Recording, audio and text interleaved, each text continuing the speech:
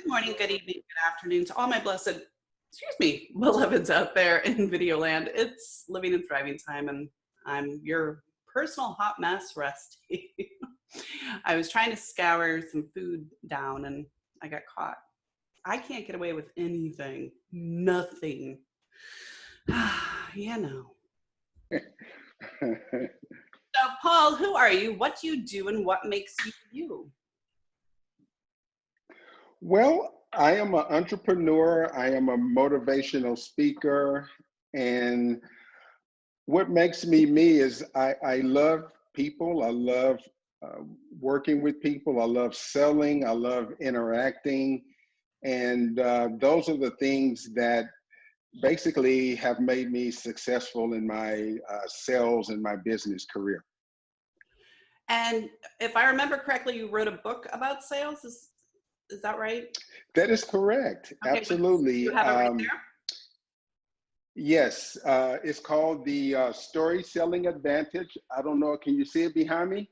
Yeah, it's probably easier if you just pick the book up and put it in the camera. That way you don't keep your okay. Perfect. The Story Selling Advantage. Yes. And the book is about using stories to sell your product or service. And I wrote the book for entrepreneurs such as myself, because I feel that if people are not selling, you're basically dying. So you want to always be selling in your business, promoting your business, doing your marketing. And that's what the book is based on. I love it. And I don't normally have business people on, but every now and then there's a schmattering, because I think I believe in you as a person versus the concept. I don't know if you've ever seen the show before. Oh, you haven't. You thought I was a dude. Haha. Joke's on you. So being in sales and marketing for 20 some odd years myself, it's really, I've gotten to a place where I'm not old school sales anymore. There was a time period where you would have a persona, a mask, a different strategy that wasn't completely truthful, open, and authentic. And I think that sales model is old, antiquated, and gone. And I love the reason why I have you on, and I'm really excited, is the storytelling aspect, because I think now we have to be relatable. You and I have to be able to relate and connect and develop a rapport, which is something that's new-ish, because it's not the oil snake salesman and the car salesman and all of the things that we see on comedies, right? Right. So talk to us a little bit about why it's important to go and utilize the strategy of story, and give us a story. Sure. So the reason I feel this is very important to use stories, because in sales, you are always overcoming objections. People are always telling you no. So what you have to be able to do is you have to be able to use that no and tell a story about how another customer may have told you no in a similar situation, but the story that you're using is going to help you get out of that situation. It's going to help you overcome that objection to either move on to the sale or either the next objection. That's usually the way it works. Well, and again, no's are actually good. Honestly, back in the day when I was an account manager, it was really important to get all my no's out before noon, right? Because you know that there's a percentage. It's a percentage game. Yes. And the more calls you make, the more visits you make, the larger the percentage is that you end up accumulating, because you hit it just right. Sales has changed though, hasn't it? It's become quite competitive. I mean, with the robo-dialing and all of that, people are just pretty much over it. What do you recommend, and tell us a story of how to overcome that? Because I can tell you, I hate getting gas because I'm sick and tired of listening to the pump talk to me. I mean, I'm just every day, and I live in a city, so there's billboards and whistles and wiggins and ding dongs and everything everywhere. how do you overcome that as a salesperson now? Yeah, so for me, you're right. Basically, everybody's doing a lot of robocalling, but if you think about it, most of us avoid those robocalls. I know I do. And the best way to overcome that obstacle is basically to do more marketing, whether it's social media, email marketing. I still think calling customers is also a strong point because so many people are out of touch with actually having that conversation these days. So sometimes people do want to interact occasionally, but the marketing aspect from the email marketing and the social media marketing is more about what's going on these days. And then what was the next one? I'm sorry. No, that's okay. I just wanted you to give us kind of a story, an example of what you would recommend in the book for somebody to overcome that specific obstacle. Sure. So a story would be, Mr. Customer, I know you basically, you enjoy or you want, you want someone to contact you, but the best thing for you to do is to, the best thing to do is to allow us to send you an email or go to our social media page and look at us so you can see what we're doing and how we are changing things in the marketplace. Absolutely. And I love newsletters, and I've actually had to weed out some of my newsletters because it's not fair to the company that I don't have a chance to read all 1,892 of them. Not a joke. It's been years of gathering. Newsletters are great. Social media is great. YouTube obviously is great because you really get to see the person right away. And I think that's an untapped territory when it comes to the sales component of things, because, well, you really get to have like a heart-to-heart about the process. And if you have a widget, you get to really describe it and show it. And I think that is less intrusive than robocalling and things like that, don't you?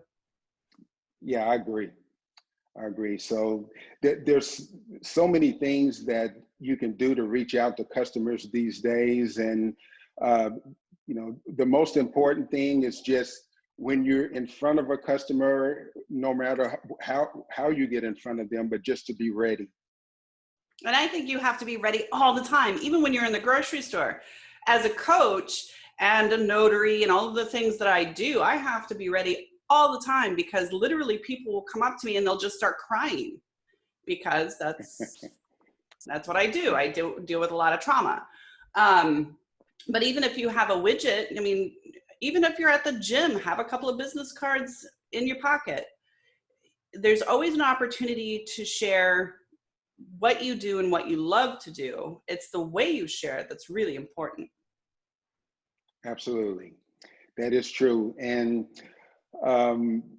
I think if you share it in that way, customers will be willing to talk to you a little more, open up to you about whatever their challenge is, and that will give you an opportunity to achieve that sale at some point.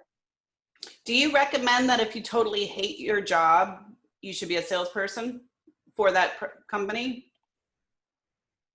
It's a trick question. Well, I would say no. And the reason I say no is because you don't want to do anything that you hate doing. And I tell people all the time, salespeople are basically entrepreneurs anyway. Even though you may work for a company, you're really working for yourself because you're promoting not only the company, but you're also helping yourself. So I really feel that salespeople just need to put themselves out there, be confident, and work hard and promote themselves and the business. And I will tell you, and I'm sure Paul can share with you guys, cold calls suck. There's a salesperson on the planet that loves to cold call, but it's a means to an end. And the more you do, the closer you get to the end. And the commission is what feeds your family, right? That is correct. That is correct. And like you said earlier, it is a numbers game to a certain degree. So you have to work the numbers, but when you get in front of the right person, you have to also make sure that you can close the deal. Well, that would just imply that you know what you're talking about, right? That is correct. Have Yeah. you worked with people that are trying to close deals and they're completely gone? Absolutely, absolutely. And believe it or not, I've been there myself at times. So, you know, we all have a level of comfort and a level that we start with. And one of the best bits of advice that I can give any salesperson or entrepreneur is basically you have to be ready. You have to know what you're selling. You have to know who you're trying to sell to and that contact person and how to present to that person. You know, when I go out and sell, I deal with a lot of high-level individuals from VPs of hospitals, CEOs of hospitals and different corporations. And you know, you have to kind of change your language depending on who you're talking to, because you know, in my opinion, the higher up the individual is that you're dealing with, the more you need to talk about numbers and the bottom line and different things like that. So yeah, there's a lot to it, but it can definitely be accomplished. All right. So do you want to read a little part of the book? Sure. All right. So Absolutely. you have 4 minutes. Is that enough time? Yeah, I think that's enough time. Just bear with me.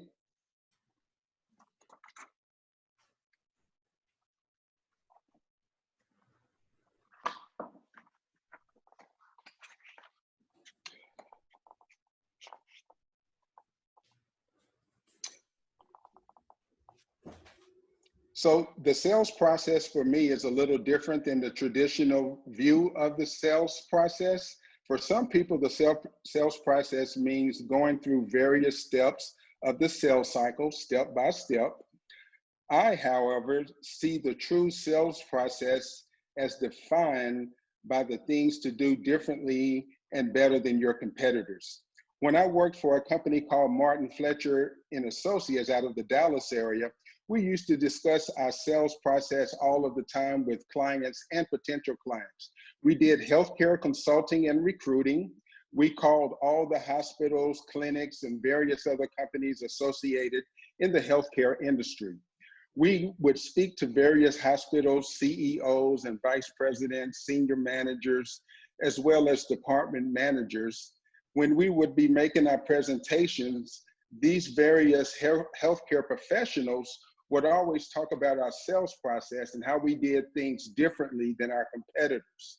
We express ourselves to them easily, set ourselves apart from our competitors, and some of the things that we did differently from our competitors, such as sending thousands of letters to healthcare professionals and then following up those letters with a phone call. That's right, we would call every one of the letters that we would send out, and in most cases that would be 5,000 letters or more. At the time, no one in the healthcare industry was doing this. We sent some letters to people, and other companies were not doing that at all. So by sending out the letters, we were able to hire hundreds of healthcare professionals for hospitals all across the country. And then once again, we will call and confirm, and that is what set us apart. So people who are selling should always try to do things that set themselves apart from their competitors, because you know, the sales profession is a very competitive industry. All right. What So we did, I don't want to give away too much, because so far it's really, it's right on the par. What state are you in? I'm in Texas. Oh, it's hot out there. You guys have power grid issues. Not today, actually. We're getting some rain, so it's a little God. rainy. Yeah. I'm in southern Florida, and we're getting rain and hot. So there's no. This is God's waiting room, and He's done forgiving us. We're boiling now. So let's talk about that a little bit. I didn't realize that you and I had so much in common, because I too was in the healthcare technology sales space for a Oh, really long time. And so I worked for a VAR, a value added reseller, and IBM and Cisco and all the technology pieces, plus helped the hospitals and conglomerates get grants, plus helped them find wow, staff.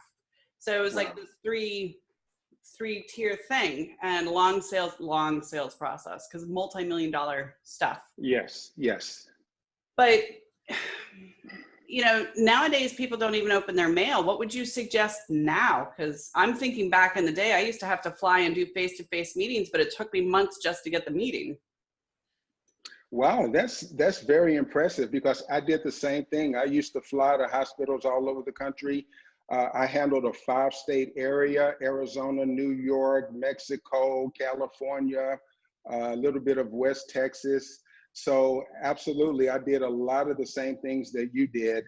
And so I think that once again, if you're not able to uh, reach out to that individual over the phone, then you're going to have to go to the new technology. You're going to have to get on Facebook. You're going to have to go to the YouTube channel, and you know, you may have to send out some emails, do some email marketing, different things like that. You may also just have to send out letters to customers. I was talking to a gentleman the other day in San Antonio who's a real estate developer, and he purchases homes from people. And I asked him, how did he do most of his marketing?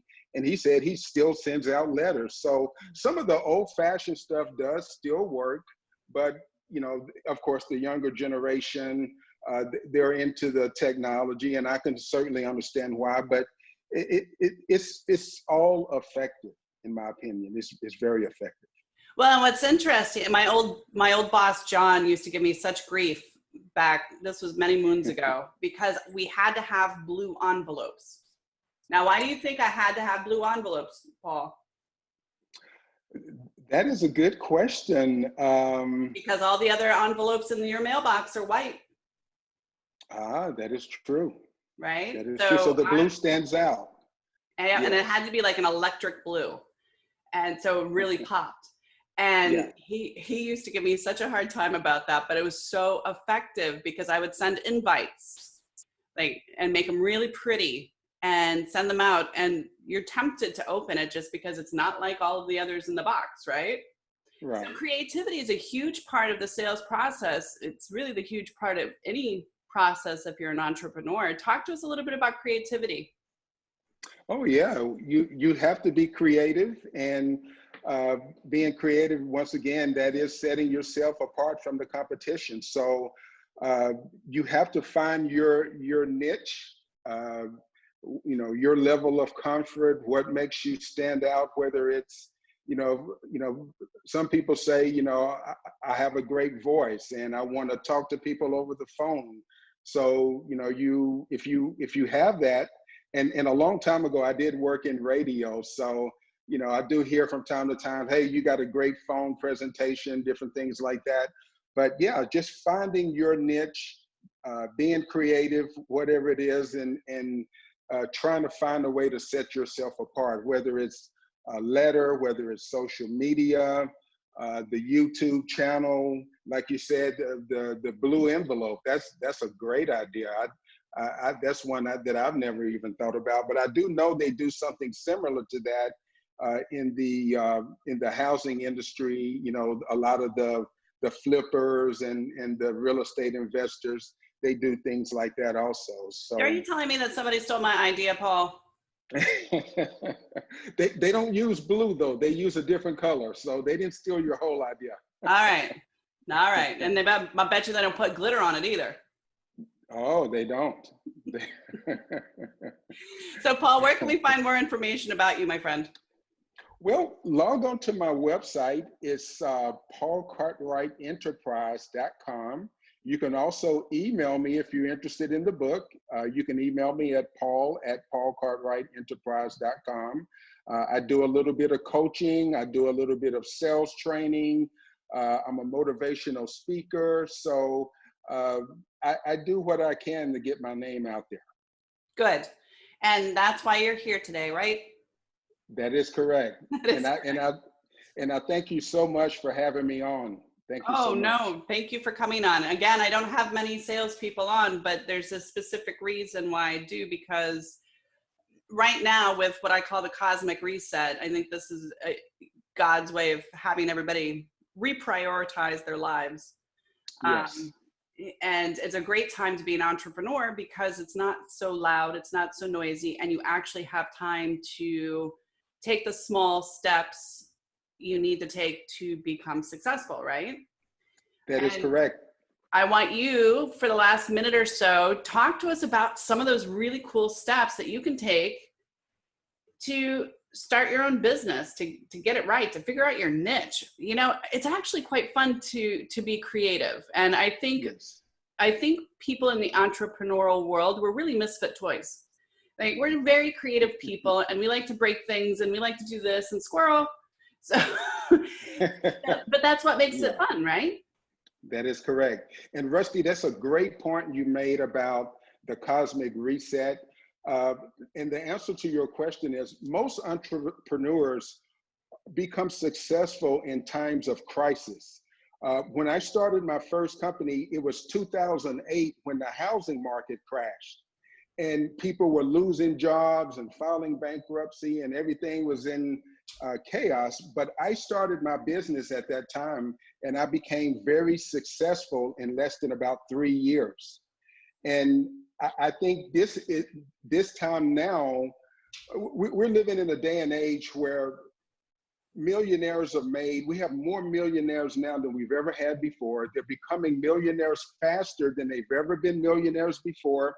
And they're becoming millionaires easier than they've ever been millionaires before because of social media and different things like that. I have a 19-year-old son right now who wants to be an entrepreneur. So he wants to take a little time off college. He did go through 1 year of college as a freshman this past year.